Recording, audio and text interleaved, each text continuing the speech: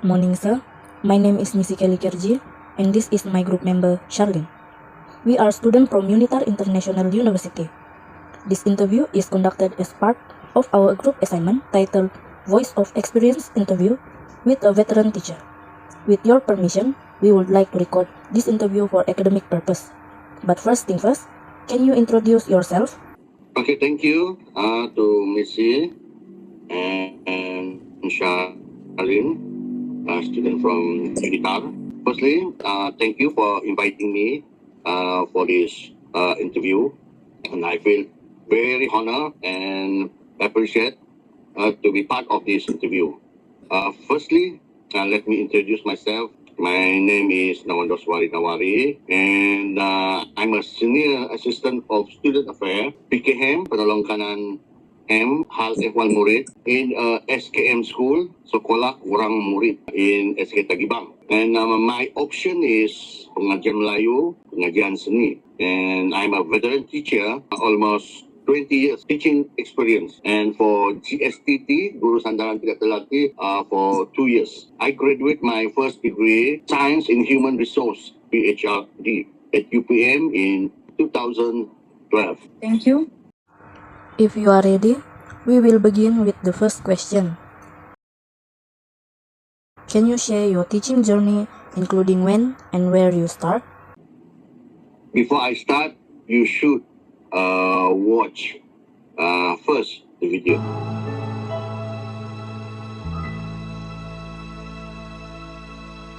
Hari pertama di sini, aku disambut sepi. Di daerah kecil terpencil, tersandar di pondok rasa. Hari kedua, ketika bersua, ku tatap wajah-wajah manja. Ku kutip titis-titis air jernih di kelopak mata, lalu ku hembuskan bait-bait cinta di tengah-tengah laman sekolah belantara. Very good questions, huh? I started my teaching journey many years ago in rural schools. It is in SK Tagibang, and it is located between Ranau District and Kota Marudu District, and it's about 130 kilometers from PPD, Kota Marudu, to SK Tagibang. On that time, I'm only a Guru Sandaran Tidak Terlatih, GSTT, with less experience, and in my contract letter, I was given Bahasa Inggris and Seni Visual. On that time, no English teacher, and the allowance I received only 650 only in 1997, compared to now 20s about 2K, something higher. At first, I feel very excited because first time to be a contract teacher, and felt very happy. But it's not what I think the reality was. I have to walk 9 hours to reach from Malinsau Ranau to reach SK Tagibang, and 9 o'clock I reach SK Tagibang. The school had very limited facilities, and there was no electricity, no internet, no telephone, no clinics.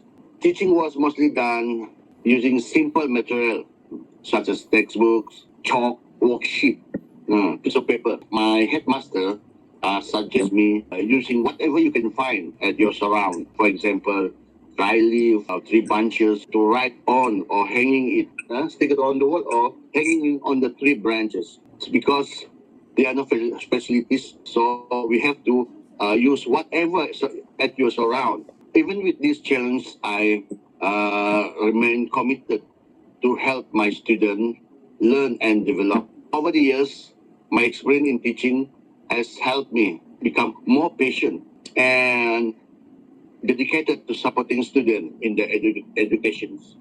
Okay, lastly, in few years later, I received a letter from KPM for the KDC courses in 2001 at Maktab Perguruan Tinggi Sabah for 4 years. I passed my KDC. You know what is KDC? Kursus dalam cuti. That is the key to you for enter the Maktab, and after the lepas belajar Maktab, and then Kemudian jadi guru biasa sudah. Guru sandaran terlatih. Okay, 2012, I finished my convocation in UPM Selangor. There are no easy way, huh? You have to be patient, huh? So, in the future. Thank you, sir, for sharing your teaching journey with us. It is very inspiring to hear about your experience. Now, we would like to move on to the next question. How did you practice professional ethics in your teaching career, especially in handling students? Thank you. Good questions. In my teaching career, I practice professional ethics by treating all students fairly and with respect. I was patient with students because student is not the same character. Each of them has different character. Listen to their problems and guided them with care and understanding. I avoided discrimination and always maintained discipline in a positive way. I also act as a good role model by showing honestly, responsibility, and professionalism in my behavior towards students because everyone is watching at you. Thank you, sir, for sharing how you practice professional ethics in handling students. We really appreciate your explanation. Before we move to the next question, we would like to ask an additional question. Could you please explain what do you mean by discrimination? Discrimination is the unjust or prejudicial treatment of individual or groups. Thank you for the explanation. Now, we would like to move on to our next question. What were the important personality traits and value that teachers in the past were expected to have? Okay, in the past, teachers were expected to have strong personality, traits, and values such as patience, disciplines, responsibility, honesty, and dedication to their students. Teachers were also seen as a role model in the community. So you, as a teacher, you are the role model in the school and showing good behavior, respect, and strong moral values. Commitment to helping students learn, even with limited resources, was also an important quality. Our next question is, based on your experience, how do the current Malaysian Teacher Standard 2.0 requirements compare with teacher standards during your early years of teaching? The current Malaysian Teacher Standard 2.0 actually requires teachers to use technology, apply student-centered teaching, and focus on continuous professional development. During my early years of teaching in rural area in SK Tagibang with limited facilities and there are no electricity. Teaching standards were more focused on basics, teaching, education, and managing the classroom with the resources available. Today's standards are more comprehension, but in rural area teachers still need to adapt the requirement according to the limited facilities while ensuring students continue to learn effectively.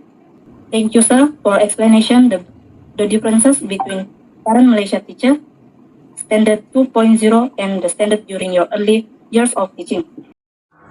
Now, we would like to move on to our next question. What major change you have observed in the education system and teaching methods?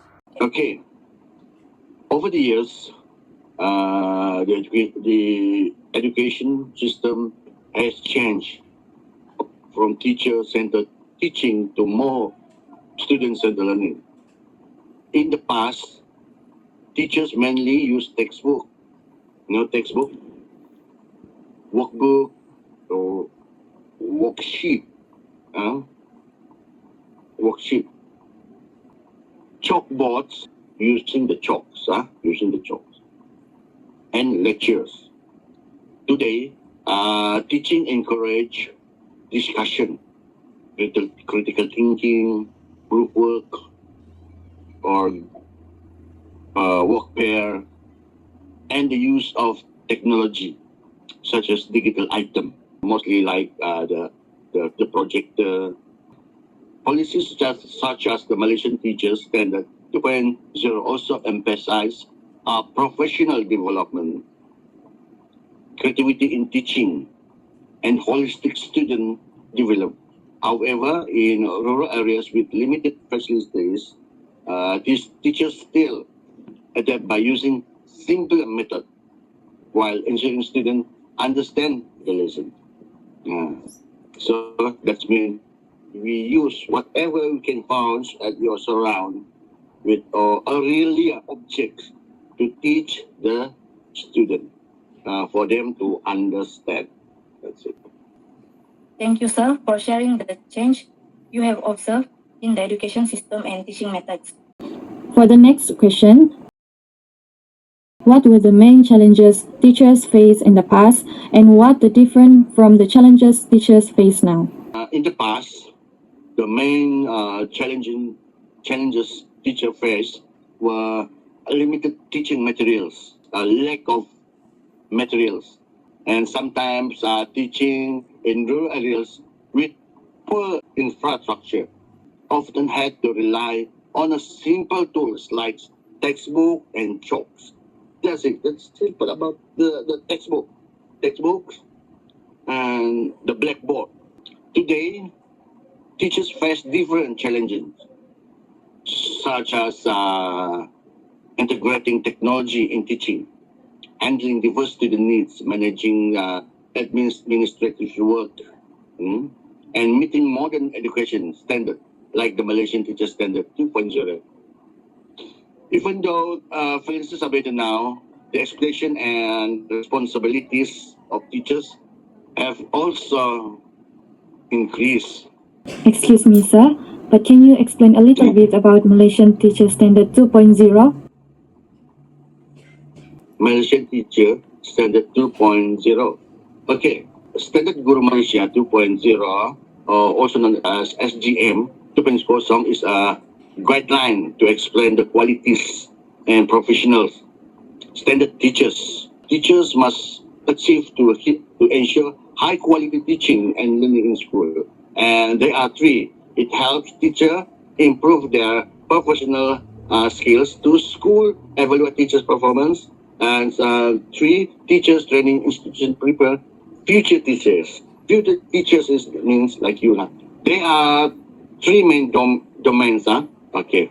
First is the professional knowledge. So teacher must have strong knowledge in subject content, the curriculum, the pedagogy, the teaching method, student development, and learning needs. For example, a teacher understand the DSKP, DSKP, curriculum standard, and effective teaching strategies. Number two is professional skills.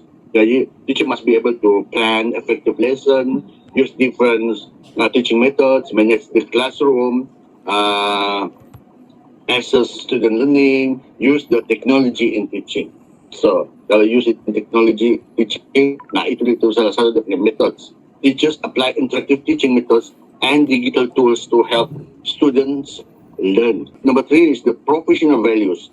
The teacher must demonstrate the integrity and ethics, responsibility, commitment to student, continuous professional development. For example, a teacher acts as a role model with a good character and professionalism. The purpose or the aim is to improve teachers' professionalism, ensure high quality teaching, guide teacher training and development, and also support national education goals such as the Plan Pembangunan Pendidikan Malaysia 2013 to 2025.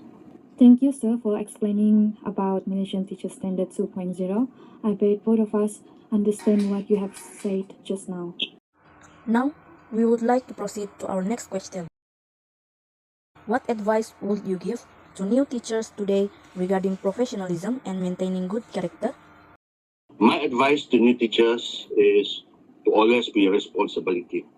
First, to be patient and committed to your duties. Confident with yourself. Teachers should treat students with kindness, fairness, and respect. But you also should continue learning and improving teaching skills. Upgrade your English to meet the expectation of the Malaysian Teacher Standard 2.0. Example, if you want to be the English teacher, you must upgrade your English. Don't shy. Most importantly, teachers must maintain good your character. Act as positive role model for students, and always place student learning and well-being as their priority. Now teachers are busy with the RPM for 2026 and 2035. Thank you, sir, for your meaningful advice to new teachers. Before we conclude the interview, we would like to ask one final question. Could you briefly explain what RPM 2026 to 2035 is? It is Malay Education Plans.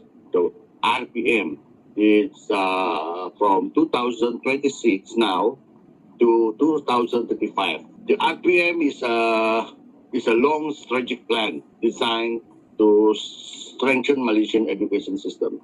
It focuses on improving education qualities and equities and relevance so that the student can success in a rapidly changing world. The plan continues the work of the Malaysian Education Blueprint 2013 to 2025.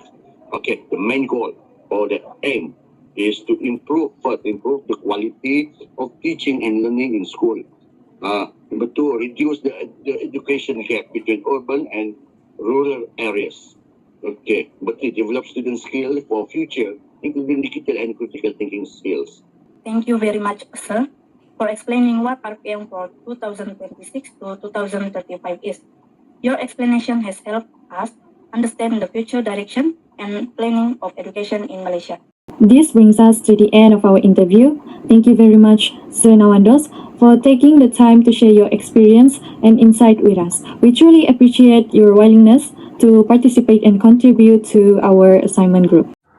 Your valuable sharing has given us a better understanding of the teaching profession, especially the importance of professionalism, ethics, and good character in education. Once again, thank you for your time and cooperation. We are very grateful for your support.